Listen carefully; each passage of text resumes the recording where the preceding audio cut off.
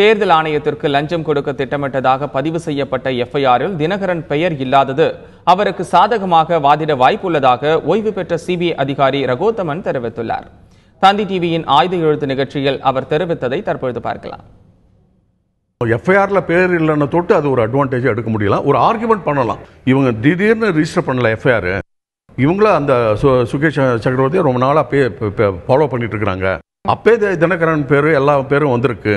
ஆகவே என்னையும் போடாம அவங்க வச்சிருக்கிட்டு இப்ப சடனா போட்டு 4 நாளைக்கு பண்றதுன்றது ஒரு ஆர்குமெண்ட் வைக்கலாமா ஒழிய, பட் சட்ட ரீதியாக போலீஸுக்கு அந்த எப்போ A1 மாத்திரம் காமிக்கிறாங்களோ அண்ட் அதர்ஸ்னு போடணும்.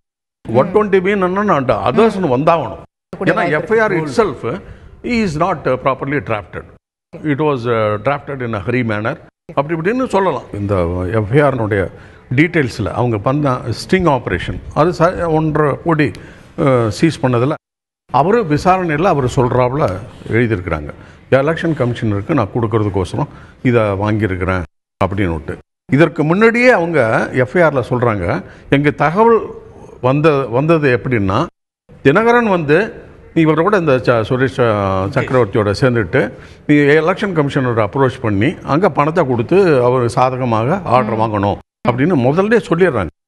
அந்த இன்ஃபர்மேஷனை வச்சுக்கிட்டு அவங்க தென் ஃபாலோ பண்ணும்போது சுரேஷ் அவர்கிட்ட பணம் கட்டுக்கட்டாக கிடக்கிறது. அதை சீஸ் பண்ணுறாங்க.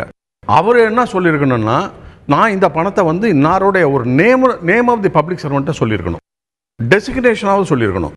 எலெக்ஷன் கமிஷனர் ஆஃப் இந்தியான்றது ஒரு பெரிய ஆர்கனைசேஷன். இப்போ யாருக்கும் பிரைப் கொடுத்தா கூட சம்மந்தம் இல்லாத இருக்கலாம்.